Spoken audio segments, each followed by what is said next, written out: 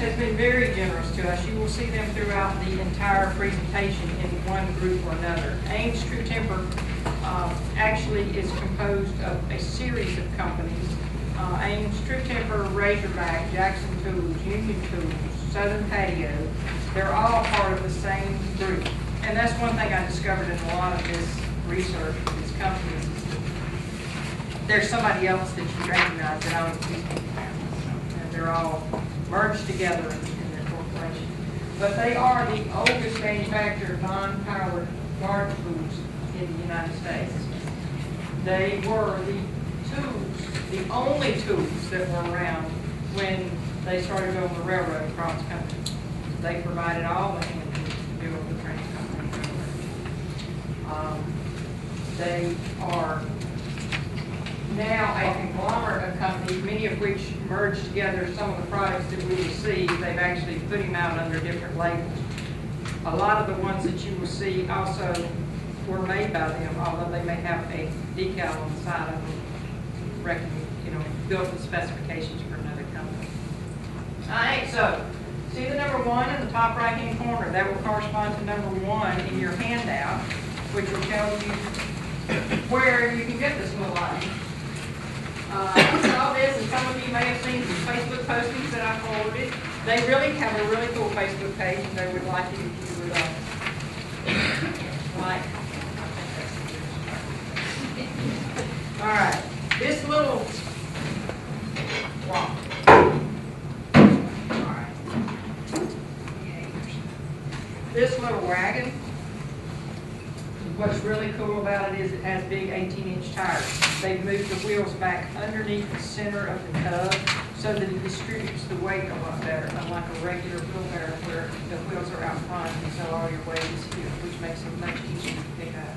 What's really neat about this little wagon is it doesn't weigh very much at all. Okay? So even though it's pretty sturdy.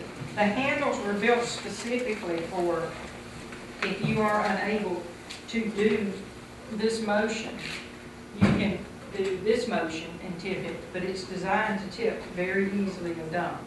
Okay? The handles are built this way. You know, if you were in a regular wheelbarrow, here you are. Okay? All right. So, unlike that with this little deal, you can actually pick it up and dump it with very little effort at all.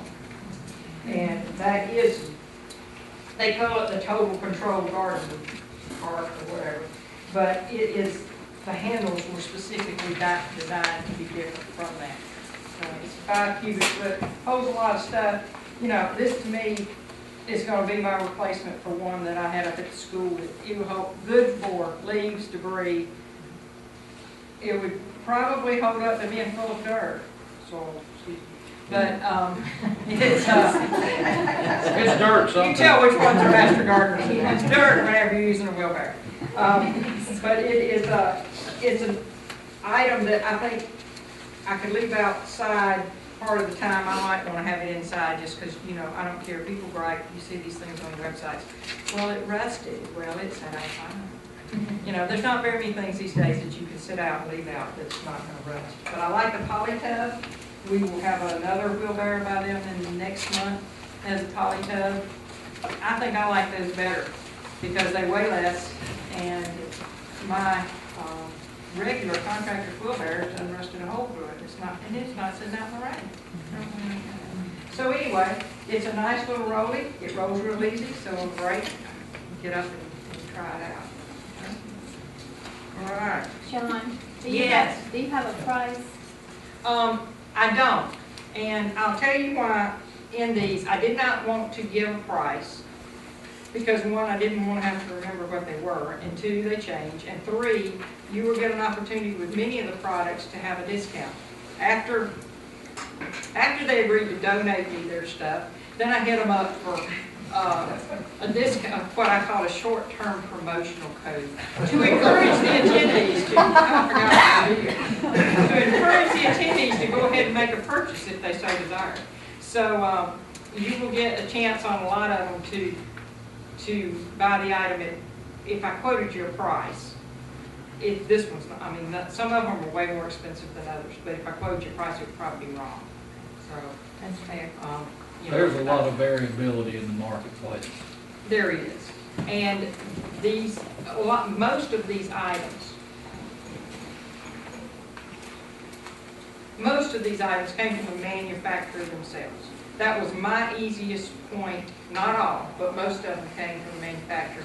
And they don't really control the price set in a lot of these things. So you may find them, I'm just giving you a guaranteed location of purchase, but you may be able to search the same item online and find it differently. But let me tell you, I don't think there's very few of these items that I'm going to show you in the whole 4-part series that you can find locally. That is one of the problems that we have. And I'm not picking on the big box stores. It's just that they carry a certain thing that sells in their store. So if you're looking for items to meet a specific need, we don't have them around here. Now, if you go to Atlanta, there's some really big garden centers up there. They may carry some of these items, and actually they're supposed to according to some of the things I read. But I'd rather have it delivered to my house and not have to drive these traffic. But that's one of the things that one of the goals was to introduce you to some companies that you may not have ever heard of, some products that you may not be familiar with, and know that you're not going to get them around here. All right, let's look